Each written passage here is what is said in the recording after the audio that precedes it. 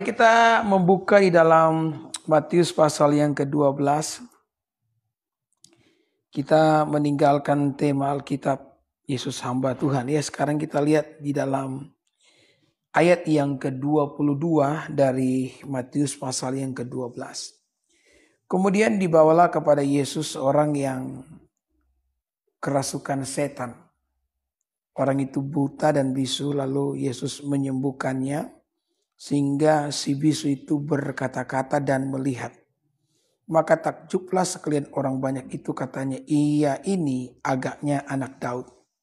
Tetapi ketika orang Farisi mendengarnya, mereka berkata, "Dengan Beelzebul, penghulu setan, ia mengusir setan." Ya. Jadi saudara-saudara, Alkitab mengatakan jadi ada seorang yang dirasuki oleh roh jahat. Dan akibat dari roh jahat tersebut, orang tersebut menjadi bisu dan menjadi tuli. Ternyata roh jahat juga bisa membuat seseorang mengalami kebisuan dan mengalami ketulian. Kalau bisu dan tuli secara jasmani, ya, itu juga adalah kekurangan, saudara. Tetapi saya mau beritahu yang lebih parah lagi kalau kita menjadi bisu dan tuli secara rohani, maka kita perlu memperhatikan baik-baik kehidupan setiap kita agar kita tidak menjadi orang-orang yang tuli dan bisu secara rohani, karena ini akan punya dampak yang sangat buruk dalam kehidupan kita. Kalau orang bisu tuli secara jasmani, dia bisa masuk surga walaupun seumur hidup dia tidak mengalami kesembuhan. Tapi kalau orang bisu dan tuli secara rohani, ya, maka ketika dia mati dia pasti masuk neraka, saudara-saudara. Dan saya beritahu bahwa akhirat, surga dan neraka adalah upaya yang perlu kita perhatikan. Karena di sanalah terdapat yang namanya kekekalan. Kekekalan itu bukan ada di dalam dunia, tapi kekekalan itu ada di akhirat. Makanya Yesus pernah ngomong bahwa jangan hanya memikirkan perkara yang ada dalam dunia. Karena perkara dalam dunia ngengat dan karat merusaknya. Kumpulkanlah harta yang di sorga. Karena di sorga itu sifatnya kekal. Jadi ketika Yesus menyembuhkan orang sakit, Yesus itu dituding menggunakan kuasa kegelapan. Dengan kuasa Beelzebul. Jadi Beelzebul itu adalah penghulu setan. Jadi dengan kuasa penghulu setan Yesus mengusir setan. Itu adalah tuduhan yang dilontarkan oleh ahli Taurat, ahli Farisi. Kenapa mereka menuding Yesus menggunakan kuasa kegelapan? Karena memang mujizat yang Yesus kerjakan, saudara-saudara, begitu lumrah, ya. Yesus sama sekali tidak mengalami kesulitan di dalam melakukan mujizat. Ada begitu banyak mujizat yang Yesus lakukan, bahkan mujizat-mujizat yang luar biasa, yang spektakuler, saudara. Begitu lumrah Yesus kerjakan. Pernah Yesus satu kali, saudara-saudara, ketika dia menyembuhkan orang yang lumpuh.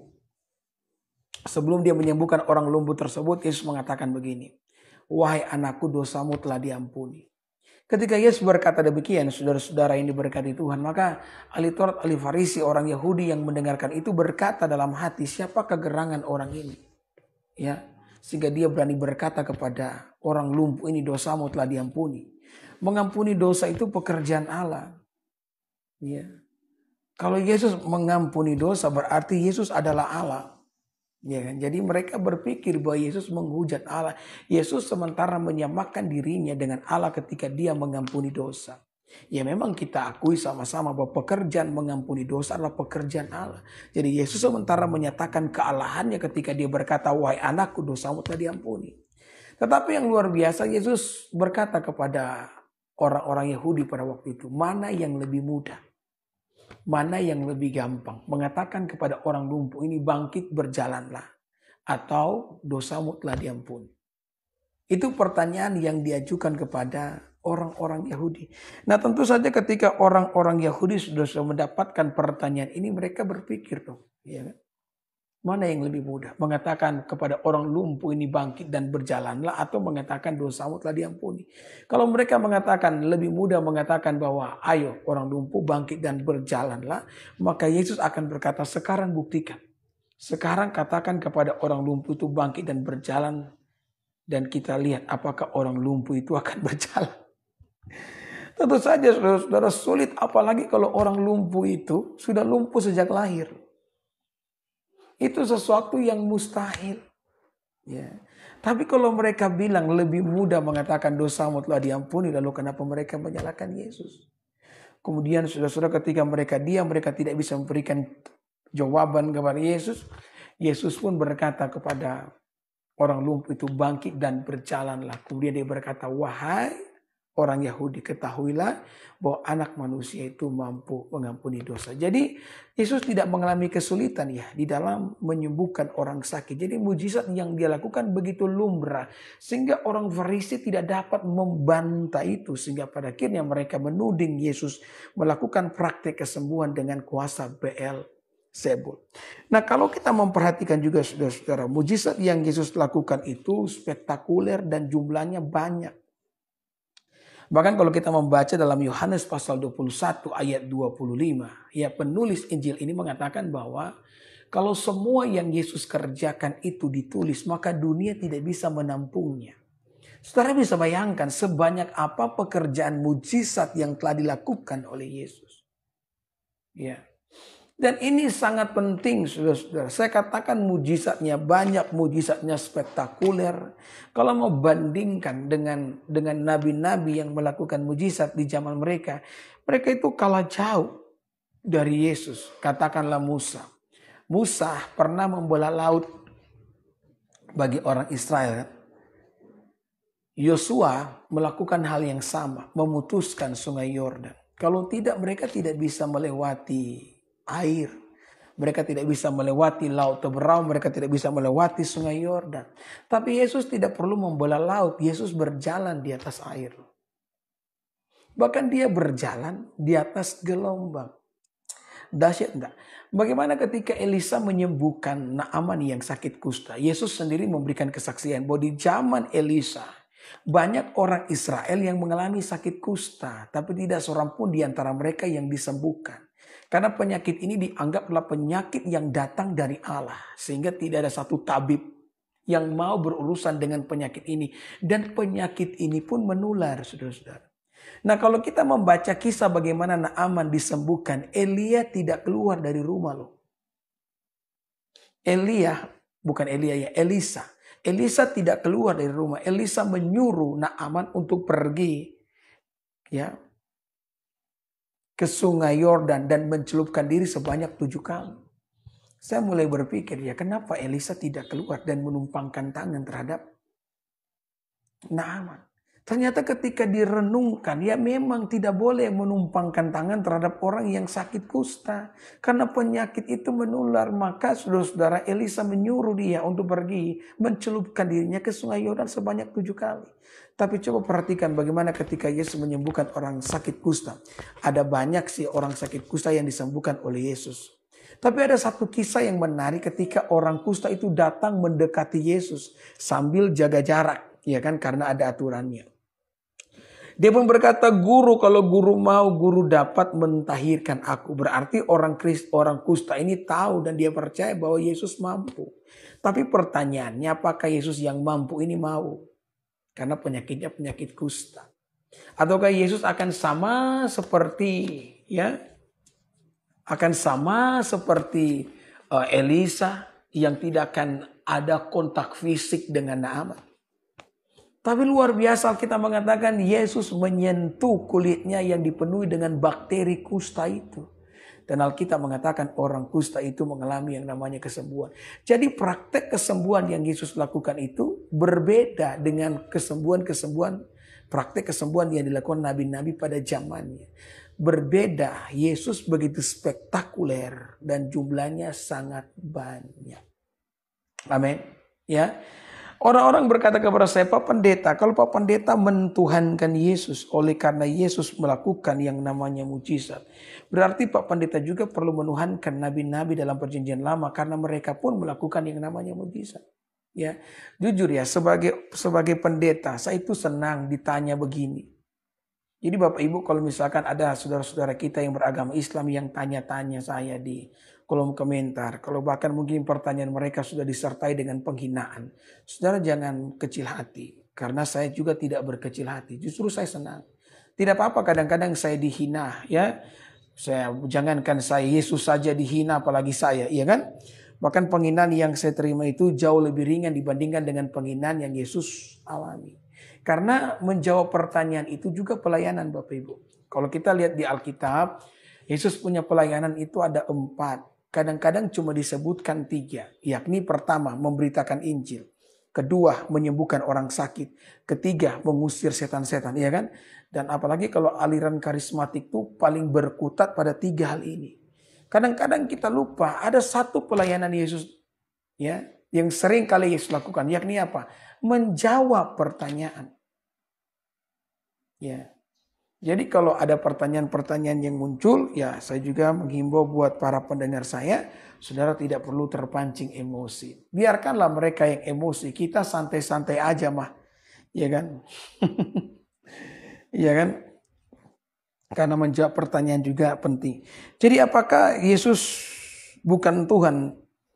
Ya, karena nabi-nabi dalam perjanjian lama pun melakukan yang namanya mujizat. Nah, saudara, ketika saya membaca beberapa pertanyaan dari sahabat-sahabat muslim khususnya, saya mendapati bahwa ternyata pertanyaan mereka adalah pertanyaan yang kebanyakan sudah ada dalam Alkitab juga. Artinya sebelum mereka bertanya, itu sudah pernah ditanyakan dalam Alkitab. Ya, contohnya beberapa orang yang sering kali membandingkan Yesus dengan ya nabi-nabi dalam perjanjian lama. Nah di Alkitab pernah orang Yahudi itu mencoba membandingkan Yesus dengan Musa. Ya. Mereka berkata, Yesus apakah engkau lebih besar dari Musa? Kemudian mereka mulai ya memberikan alasan kenapa mereka membesarkan Musa. Musa menurunkan roti dari surga. Ya. Apakah kamu dapat melakukan seperti apa yang dilakukan oleh Musa? Ya, jadi pertanyaan ini diajukan sesudah Yesus memberi makan 5.000 orang dengan 5 ketur roti dan 2 ekor ikan.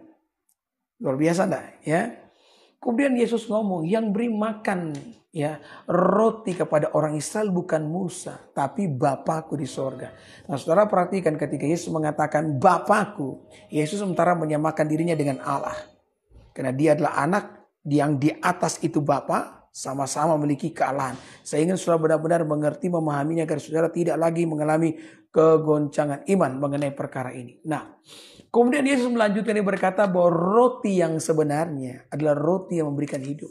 Nenek moyangmu orang Israel sudah makan mana tapi mereka mati. Tapi roti yang akan saya berikan akan memberikan hidup. Ya.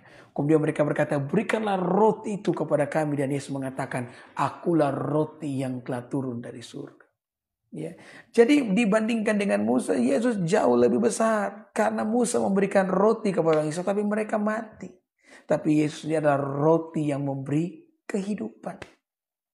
Ya. Bahkan Yesus pernah satu kali sudah dibandingkan dengan Abraham. Ya. Yesus pernah mengatakan, perkataanku adalah kehidupan. Barang siapa mendengar perkataanku, maka kalian akan hidup untuk selama-lamanya. Kemudian orang Yahudi yang mendengar itu, mereka berkata, apakah engkau lebih besar dari Abraham? Abraham sudah mati, bahkan nabi-nabi sudah mati. Dan kamu mengatakan kalau percaya kepada perkataanmu akan hidup selamanya, tidak akan mengalami kematian. Ya. Kemudian Yesus mengatakan bahwa Abraham akan bersuka cita karena Abraham telah melihat hariku.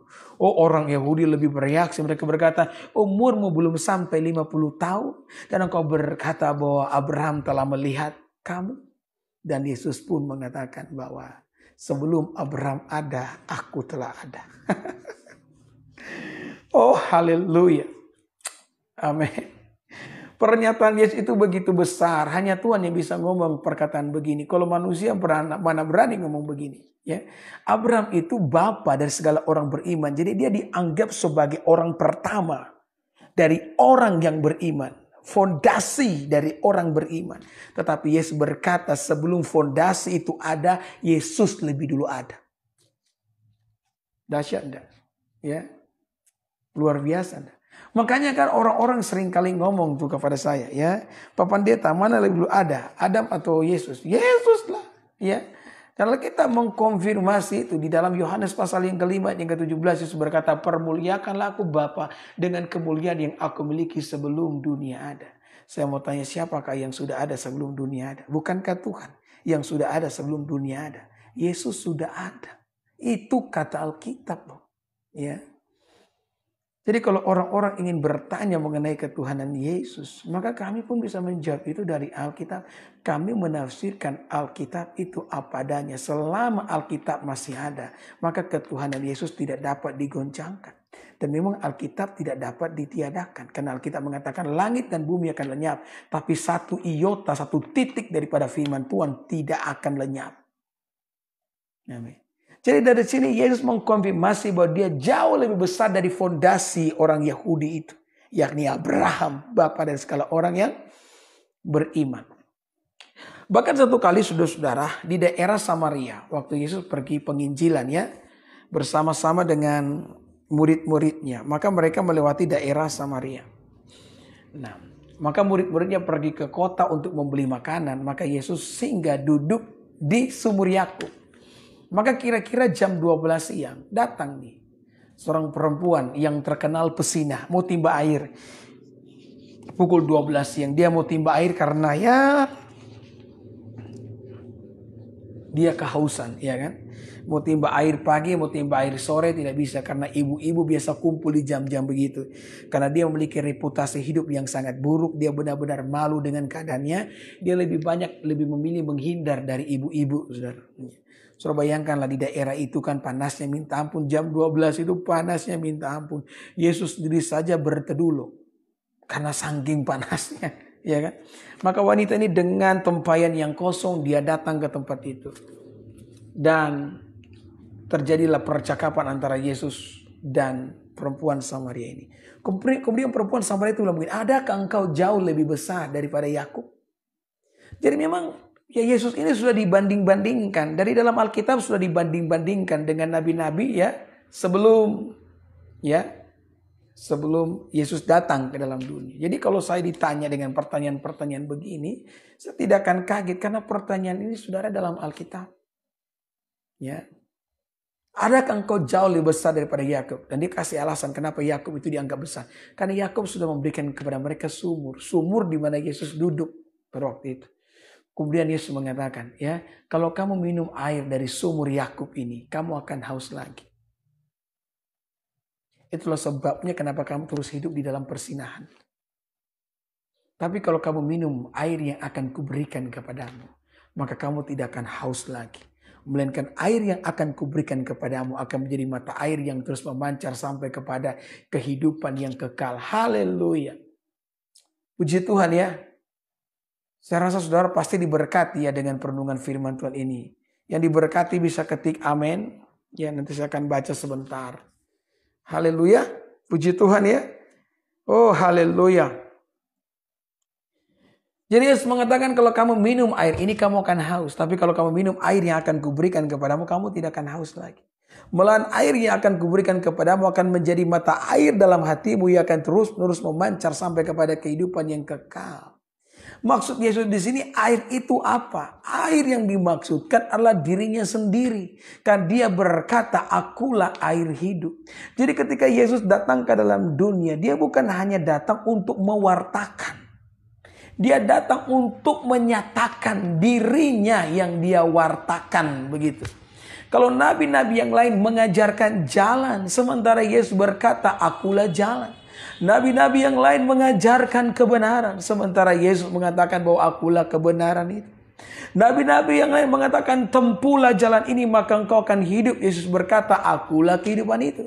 Dia berkata akulah roti hidup, akulah air hidup, akulah pokok anggur yang benar, akulah dan akulah. Ya, tidak ada satu nabi rasul yang pernah khotbah model begini, tidak ada. Ya, jika ada nabi yang khotbah model begini akan dirajam dengan batu sampai mati. Kenapa? Karena dianggap menghinakan Allah. Tapi lihat Yesus, luar biasa. Ketika dia mengatakan demikian, maka itu membuktikan bahwa Yesus jauh lebih besar daripada Yakub itu sendiri. Ya, maka saudara kita bersyukur ya. Makanya saya sering kali ngomong, saya senang tuh ya, saudara-saudaraku Islam tuh banyak bertanya mengenai ketuhanan Yesus. Supaya kami pun pendeta-pendeta kan banyak berkhotbah juga tentang Yesus. Betul ya? Karena kebanyakan kan khotbah-khotbah sekarang mengenai berkat, mengenai keberhasilan. Tidak apa-apa sih. Ya. Tapi kalaupun kita berhasil, kita dapat banyak berkat. Kalau kita hanya sukses dalam dunia, kemudian tidak sukses di akhirat. Ya, itu sama seperti kosong. Yesus mengatakan, apa gunanya kamu memperoleh segala harta dunia kalau kamu kehilangan nyawa? Kapan kita kehilangan nyawa? Pada saat kita tidak mengalami keselamatan. Kapan kita tidak mengalami keselamatan? Kalau tidak ada Yesus dalam hati. Makanya pemberitaan tentang Yesus itu penting. Ya, sehingga ya saya itu banyak ya khotbah tentang Yesus. Kalau saudara mengikuti saya dalam Facebook ini, saudara tahulah saya ini paling banyak mungkin khotbah tentang Yesus ya. Dan saya bersyukur karena memang kalau kita baca Alkitab, yang akan kita temukan itu paling banyak tentang Yesus. Ya. Dan saya akan tetap mengkhotbahkan ini Bapak Ibu dengan berbagai macam rema yang Tuhan berikan kepada saya. Bahkan saya pun akan tetap menjawab pertanyaan-pertanyaan dari saudara-saudaraku yang banyak bertanya mengenai Yesus. Karena itu akan sangat membantu kita juga. Ya kan? Orang Kristen kan tidak bertanya kenapa. Karena dari kecil itu sudah Kristen. Dan tidak perlu diganggu-gugat soal iman kepercayaan. Kita udah yakin tuh bahwa Yesus Tuhan. Ya kan? Sehingga tidak ada lagi pertanyaan-pertanyaan yang akan muncul dalam hati kita mengenai ketuhanannya. Tapi orang-orang yang tidak Kristen dari kecil kan mempertanyakan itu. Ya. Saya saja baru saja ya ada orang tuh tanya di WA mengenai Yesus yang menjadi manusia. Ya, saya senang menjawab itu, ya. Yang penting kan tidak ditanya dengan caci maki. Ya. Kalau dengan caci maki ya saya skip aja ya kan. Saya lewati saja. Jadi saudara kita belajar hari ini. Ya mengenai mujizat yang Yesus lakukan. Penting. Yesus melakukan mujizat untuk membuktikan bahwa dia itu berasal dari Allah. Karena mujizat adalah pekerjaan yang dilakukan oleh Allah. Nah karena Yesus melakukan pekerjaan yang dilakukan oleh Allah. Itu membuktikan identitas keanakan. Tanda kutip. Ya, yang dimilikinya dalam ketritunggalan itu. Ya. Jadi saya berharap ketika saudara mendengarkan firman Tuhan ini, imanmu semakin bertambah dalam Kristus Yesus. Engkau semakin mengasihi dia. Engkau semakin mencintai dia. Karena Yesus jauh lebih besar daripada segala sesuatu di dalam kehidupan ini.